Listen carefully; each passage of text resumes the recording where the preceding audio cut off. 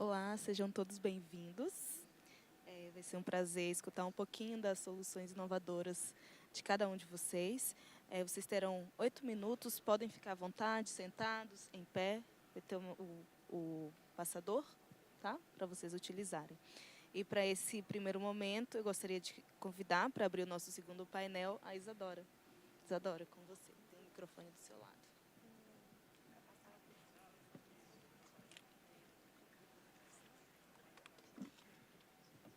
Um último aviso, tentem falar o mais próximo possível, tá? Bom dia, pessoal. Me escutam bem?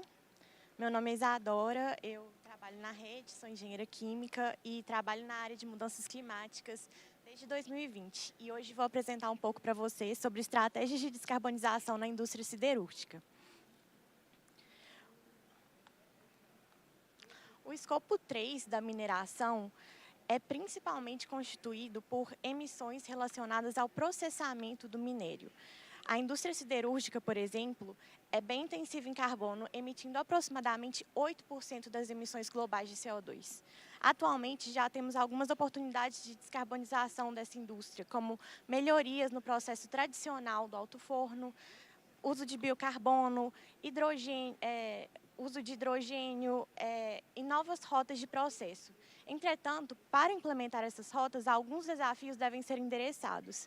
E desafios no cenário brasileiro podem se listar os custos elevados dessas transformações disruptivas, o fato de que a maior parte das plantas de alto forno são relativamente novas ou têm um longo prazo de vida útil pela frente, o que tornam essas mudanças mais disruptivas, de mudanças de rota de processo pouco atrativas a curto prazo. Outro desafio está relacionado à disponibilidade de materiais como sucata, gás natural e biocarbono, a falta de políticas e drivers de mercado, como, por exemplo, uma taxa de carbono ou um preço premium no aço verde, também dificultam a viabilidade dessas iniciativas. E também existem desafios técnicos, uma vez que essas oportunidades são novas, pioneiras e muitas vezes complexas de serem implementadas. Essas iniciativas para vencer esses desafios demandam oportunidades e projetos inovadores e específicos para cada situação. Então, eu trouxe aqui alguns cases que a RET desenvolveu nos últimos anos relacionados a isso. Como muitos altos fornos no Brasil ainda têm um longo período de vida útil pela frente, iniciativas relacionadas a melhorias no alto forno são um ótimo primeiro passo para a redução de emissões. Um dos desafios que eu trouxe aqui foi a injeção do gás de coqueria no alto forno para reduzir o consumo de coque. Isso foi possível porque o gás de coqueria ele apresenta um alto teor de hidrogênio e de monóxido de carbono, podendo ser usado como redutor. Outros exemplos de melhorias no alto forno incluem o uso de briquetes e de pelotas para substituir o sinter, o uso de carga metálica, como HBI e sucata, e também a injeção de biocarbono e de gás natural. No caso da injeção do biocarbono ou da biomassa no alto forno e no processo de sinterização, nós temos alguns desafios técnicos relacionados a isso, por exemplo, diferenças de carbono fixo, material volátil, densidade, umidade e abrasividade do material. No entanto, o maior desafio relacionado ao uso do biocarbono é a disponibilidade do material. Uma vez que a maioria dos fornecedores estão localizados de forma dispersa pelo país, torna-se mais complexo avaliar se essa fonte de biomassa realmente é renovável, além de existirem questões relacionadas à logística e à disponibilidade do material. Além disso, pensando mais a longo prazo, trouxe aqui duas formas de alteração da rota de processo, que apesar de apresentarem um elevado CAPEX e serem uma transformação mais disruptiva e complexa do processo, e não serem viáveis a curto prazo no Brasil, uma vez que os altos fornos são novos, quando combinadas, por exemplo, ao uso de hidrogênio, elas podem reduzir significativamente as emissões. Essa tecnologia tem um viabilizador no Brasil, que é o acesso à eletricidade verde, o fato da matriz elétrica brasileira ser bastante limpa. Além disso, tem o fato de que a redução direta é uma tecnologia madura, já desenvolvida por fornecedores como a Midrex e a T9 Energiron. E o EAF também é outra tecnologia madura com décadas de experiência nos mini-mills. Outra opção de rota, além da redução direta do forno elétrico a arco, é a redução direta combinada com o ESF, que é o Electric Smelting Furnace. A principal diferença dessa tecnologia em relação à anterior é que essa tecnologia permite o uso de materiais de minério de teor de alto forno na redução direta, o que é vantajoso uma vez que a maior parte do minério disponível comercialmente é de teor de alto forno. Esse processo ele tem um rendimento elevado, evita a produção de rejeitos e ainda produz um ferro-gusa pronto para alimentar a aciaria após o convertedor BOF, maximizando assim o uso dos ativos existentes. Por fim, trouxe aqui um exemplo de captura de carbono que foi utilizado numa planta de HBI, que utilizava gás natural como combustível, produzindo assim um material com baixíssimas emissões. No caso da captura de carbono, o principal desafio que deve ser endereçado está relacionado à disponibilidade geológica de sequestro que está localizado perto da instalação da captura de carbono. Nesse sentido, o Brasil tem um grande potencial que vem sendo estudado pela Petrobras e outras empresas de óleo e gás relacionados com a presença de hubs offshore. É importante ressaltar que a captura de carbono, combinada com o Midrex, que é uma tecnologia de redução direta, é um sistema pioneiro e promissor para a redução de emissões. Nesse contexto, a maioria dos grandes produtores de aço tem assumido compromissos agressivos com a descarbonização a curto, médio e longo prazo, com metas de net zero para 2050. Nós conhecemos as principais oportunidades, mas para realmente atingir essas metas ousadas, é importante que enderecemos os desafios e as oportunidades específicas de cada região e de cada cliente. Nesse contexto, o principal ponto é que trata-se de um trade-off entre o custo das oportunidades e a capacidade de redução de emissões. A RET ela pode apoiar durante esse processo de mudança positiva, desde a identificação de oportunidades até a implementação dos projetos de engenharia associados à descarbonização da indústria do aço. Muito obrigada, pessoal. Se vocês tiverem alguma dúvida específica sobre cada um desses cases, estou aqui para conversar depois no congresso e podem entrar em contato. Muito obrigada.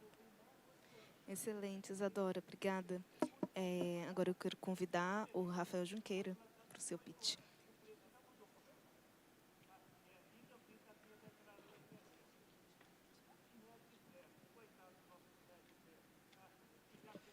Bom dia, pessoal. Tudo bem? Bom, enquanto a gente prepara a apresentação, eu queria agradecer mais uma vez a organização e o convite, tanto do pessoal do Mining Hub quanto do IBRAM, especialmente para a Elise e para a Mara, que ajudaram a gente aí nesse processo de organização. Eu acho que está só faltando aparecer a apresentação, eu preciso passar aqui, será? Agora sim. Bom, falando de inovação, a Martin completa no Brasil 35 anos. Nós estamos aqui desde 1989, com a nossa sede nacional em Campinas, São Paulo, mas também com unidades espalhadas pelo Brasil todo, em especial no Pará, onde nós temos uma filial para atender as grandes mineradoras da região, e outras atuações, como, por exemplo, containers dentro de unidades de clientes, como em Vitória, no Espírito Santo, e times alocados, direcionados para ação dentro de clientes voltados à mineração. E falando de inovação, a Martin surgiu a partir da inovação. Então, lá em 1944, enquanto nós completamos aqui 35 anos de Brasil, completamos 80 anos de mundo, com o início lá em 44, quando o Sr. Edwin Peterson, lá nos Estados Unidos, desenvolveu o primeiro vibrador à esfera. Desenvolveu, patenteou, abriu a empresa e hoje nós estamos aqui, 8 décadas depois do início da empresa, felizes em poder compartilhar com vocês que a história da Martin é vinculada diretamente à inovação. Então, nesses 80 anos, nós estamos presentes em 21 países, naturalmente agindo na presença e na parceria com clientes, fornecedores em diversos setores no manuseio de material sólido a granel. Tudo começou então lá com o vibrador pneumático, depois nós tivemos o desenvolvimento dos canhões de ar, que estão completando esse ano também 50 anos, então esse é um ano de bastante festividade para nós. Depois os raspadores, que hoje são o nosso carro-chefe, tanto na mineração quanto nos demais setores de manuseio de material a granel. A melhoria dos raspadores que vem vindo ao longo de todos os anos, por exemplo, com os tensionadores pneumáticos, facilitando o uso, a manutenção, garantindo uma eficiência adequada durante toda a vida útil da lâmina. A inauguração da nossa filial, lá no Pará, por exemplo. Uma outra evolução dos raspadores com menor área de instalação e maior eficiência, como o Clean Scrape.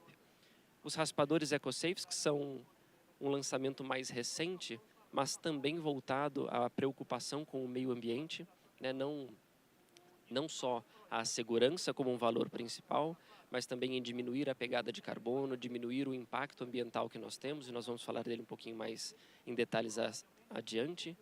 O sistema de monitoramento remoto, que permite que nós saibamos a vida e a condição de aplicação dos raspadores em campo sem a necessidade de uma inspeção sensitiva, ou seja, sem a necessidade de nós nos deslocarmos a campo para ver a condição do equipamento, o que naturalmente aumenta a segurança e a disponibilidade dos equipamentos e dos colaboradores. A melhoria ou o aumento de oportunidades nas vedações laterais, né, dando possibilidades das vedações, sejam elas duplas, de borracha, de poliuretano, autoajustáveis ou fixas, e todo o processo que nós temos trazido de inovação e automação dos processos ao longo dos anos e que já estão por vir aí. Se tudo der certo, nós teremos novidades em breve aí para o início do ano que vem. Falando especificamente do EcoSafe e da nossa também preocupação com o meio ambiente, o EcoSafe foi uma evolução de uma linha de um equipamento que nós já tínhamos, os raspadores inline da família extra pesada, que houve uma melhoria no seu design, mantendo a qualidade, tirando a necessidade do uso de ferramentas para a troca das lâminas, né? Então, por exemplo, as marretas, que são um risco muito grande à saúde, à ergonomia, e permitindo uma redução na quantidade de carbono emitido para a fabricação das lâminas de poliuretano. Então, nós tivemos só em 2023 a redução de 1,59 toneladas de gás carbônico no meio ambiente, o que equivale a mais de 100 árvores plantadas, só para essa linha de equipamento. Bom, além da inovação tecnológica e o desenvolvimento dos equipamentos, a Martin também tem naturalmente na sua cultura a implementação das atividades de voluntariado, de atendimento à sociedade onde nós estamos inseridos e a divulgação de todo o conhecimento técnico que nós temos através do treinamento Foundations, que pode ser dado aos clientes tanto na planta, quanto de maneira online, quanto na nossa própria sede em Campinas. Nós estamos naturalmente ansiosos por os próximos 35 anos, felizes de tudo que nós conquistamos por aqui, graças à parceria que nós temos com muitos de vocês que estão aqui agora nos assistindo. Aqueles que ainda não fazem parte dessa parceria, nós queremos convidar a entrar em contato conosco, para que a gente possa bater um papo, trocar uma ideia, entender como nós podemos ajudar nos processos de manuseio de material a granel de cada um de vocês, para torná-los mais limpo, seguro e produtivo, com inovação, com qualidade e com parceria. Muito obrigado. Muito obrigada, Rafael. Para dar sequência às nossas apresentações, eu gostaria de convidar a Patrícia, que é engenheira de automação da Epiroc.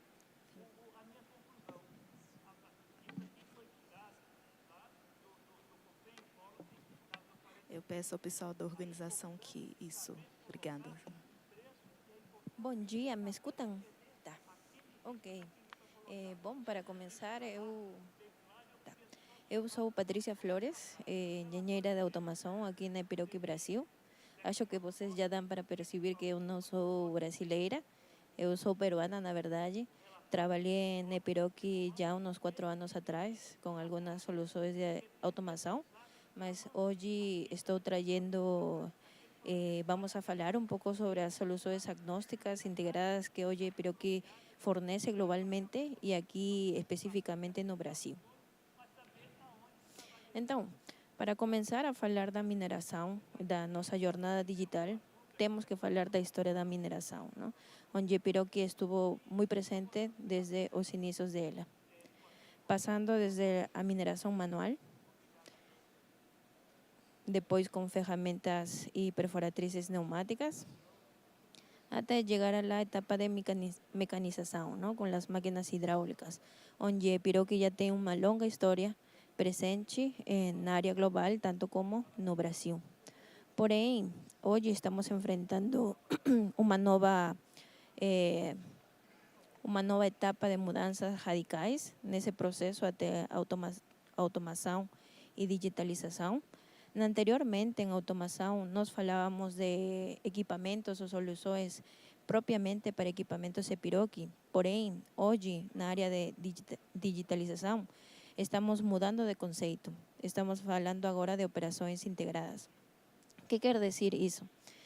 Quiere decir que anteriormente en las salas de control y normalmente cada área trabajaba isolada, ¿no? Porém, hoje a ideia é ter uma mesma área onde as diferentes áreas das minas trabalham conectadas. Com qual objetivo? Ter uma toma rápida de decisões, ¿no?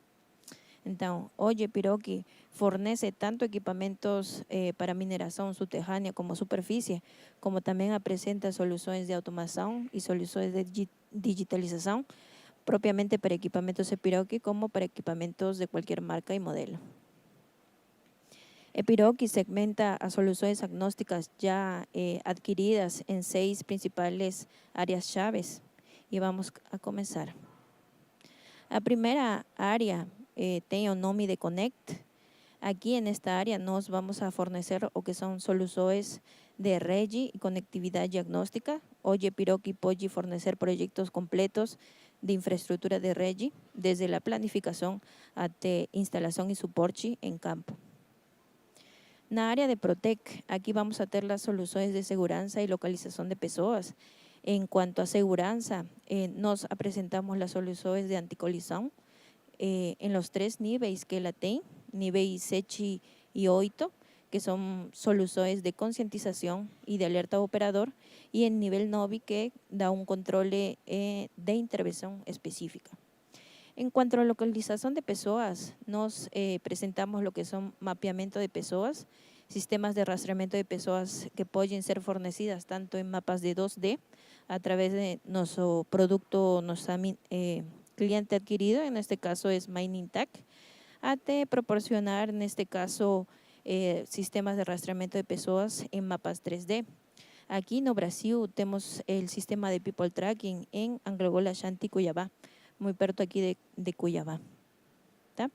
E dependendo da infraestrutura que a mina pueda ter, desde Liquid Feeder, Wi-Fi, 4G, 5G, LTE, Epiroc pode fornecer diferentes tipos de soluções para fornecer o mapeamento de pessoas e ativos. Tá? Aqui algumas imagens, as tecnologias dos tags que o sistema utiliza, ¿no?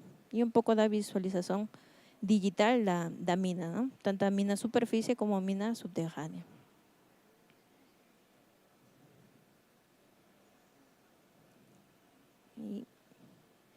Y también tenemos el sistema, en este caso, que es el sistema Mobiliaris Onboard, que solo para tener una referencia es como tener un Google Maps, pero en la mina subterránea. Asimismo, tenemos el área de Operate. En este caso, o que se busca con esta área, es tener operaciones baseadas en los datos. Esto se logra a través de una integración completa de las áreas operacionales y de planeamiento y a conectividad de la máquina, ¿no? A conectividad de la telemetría que hoy Epiroc también fornece. Y forneció durante mucho tiempo a través de la solución Certic, una solución que tiene más de 20 años en el mercado, propiamente para equipamientos Epiroc. Porém, hoy se tiene una solución actualizada que tiene el nombre de MyEpiroc. Além disso, estamos presentando nuestro nuevo producto, módulo muy importante llamado MDG, que vem da nossa empresa RCT.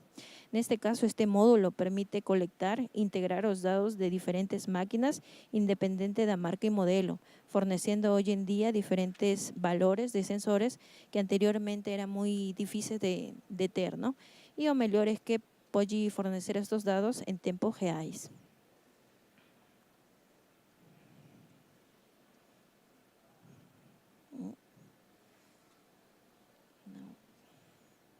Não consigo. Agora sim. Tá. Nossa seguinte área é a área de Automate. Essa é uma área já conhecida por Epiroc, porém a nova novidade é que hoje fornecemos soluções agnósticas também para diferentes marcas e modelos de equipamento, não só equipamentos Epiroc, e que permitem uma operação em linha de visão, operação telerremota e semiautônoma, operação multimáquina, que quer dizer que desde somente uma estação do operador, agora é possível dirigir ou controlar diferentes modelos de máquinas. Não precisam ser o mesmo modelo de máquina. E, por último, automação da frota.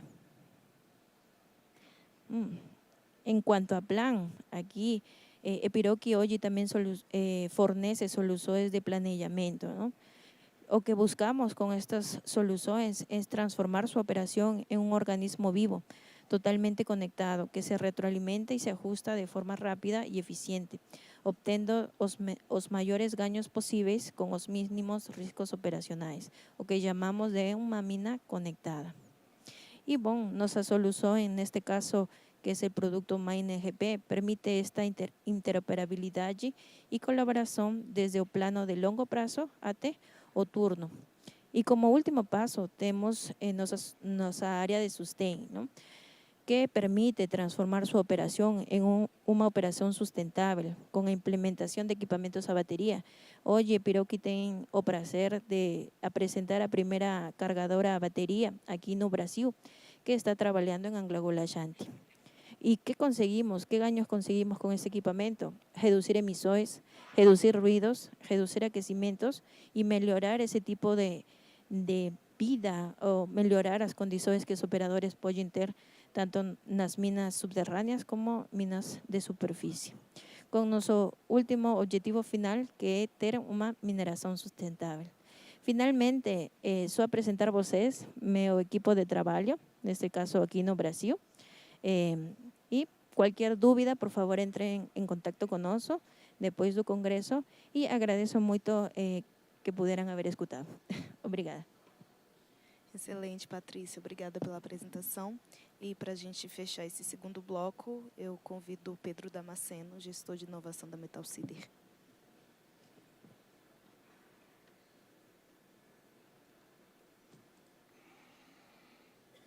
Bom dia, todos me escutam bem? Bom, meu nome é Pedro Damasceno, eu sou gestor de inovação da Metal Cider.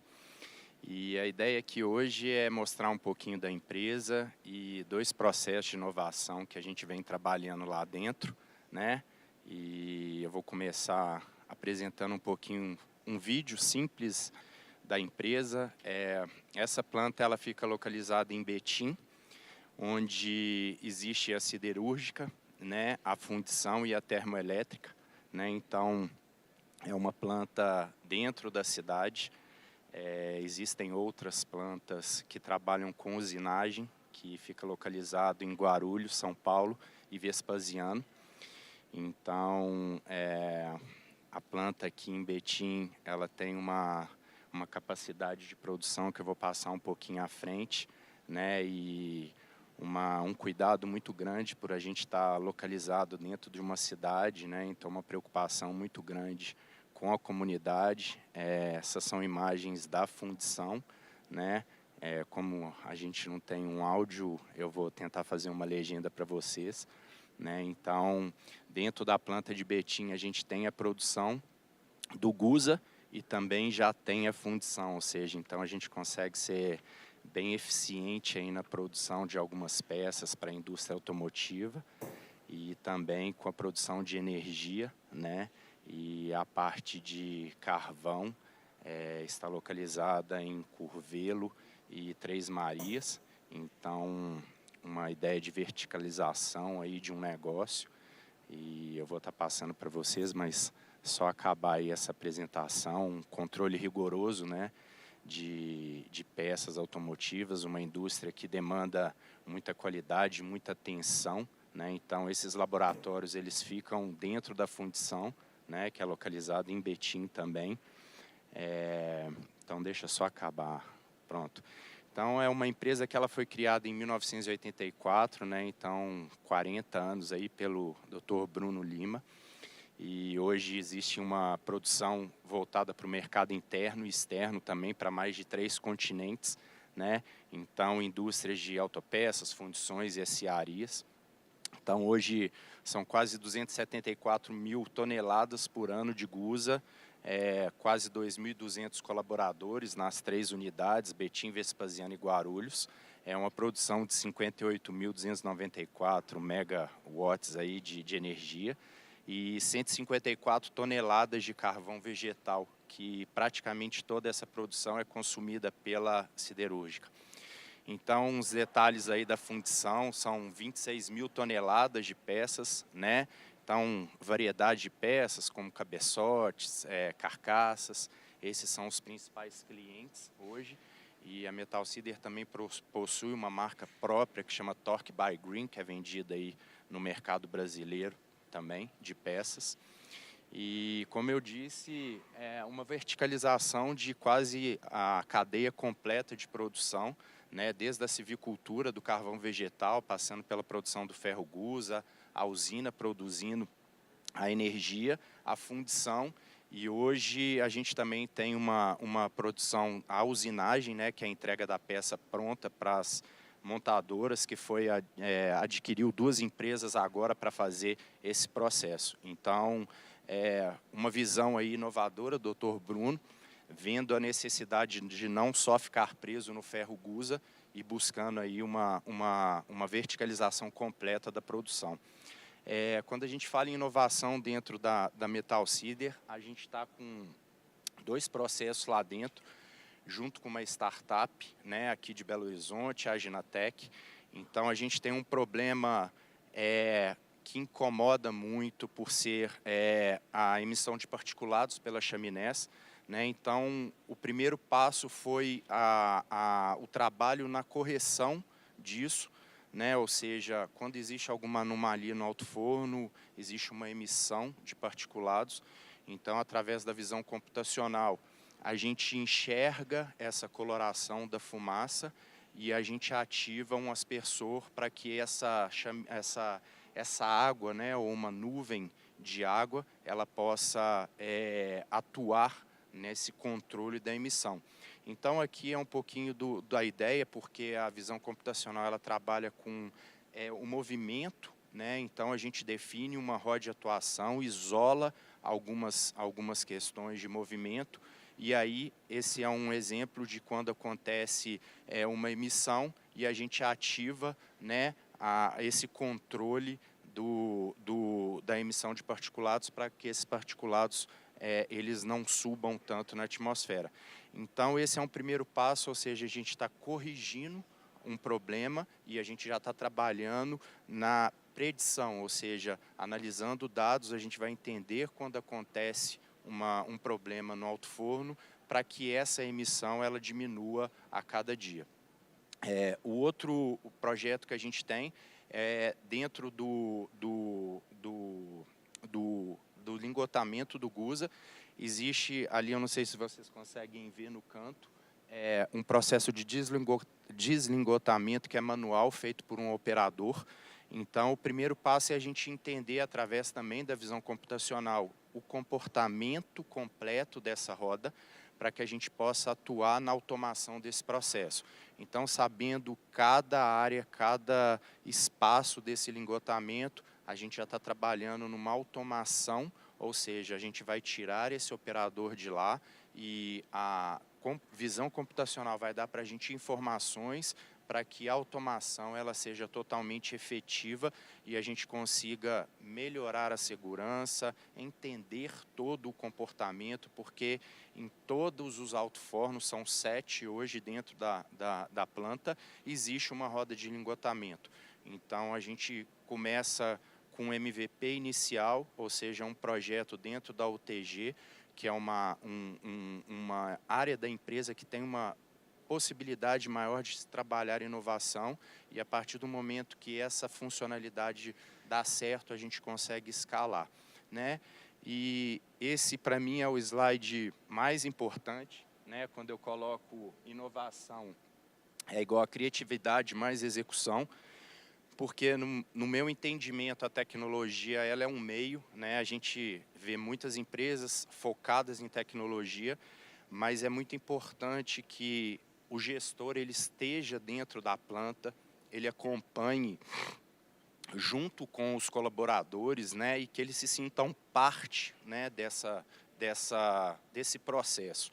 Então, quando a gente tem isso, eu acredito que a empresa ela ganha muito, porque você não foca a inovação só numa área, você consegue disseminar a inovação, porque no meu modo de ver, todas as áreas necessitam de inovação, e quando você trabalha a cultura da empresa para que todos participem, você tem um ganho muito grande a médio e longo prazo e consegue de fato atingir os objetivos, porque inovação vai errar. E quando você tem um erro e uma cultura pronta para esses erros, você consegue ser muito mais eficiente. Então, muito obrigado e agradecer ao MineHub pela oportunidade. Excelente, Pedro. Bom, e com a apresentação da Metal Cider, a gente encerra o segundo bloco.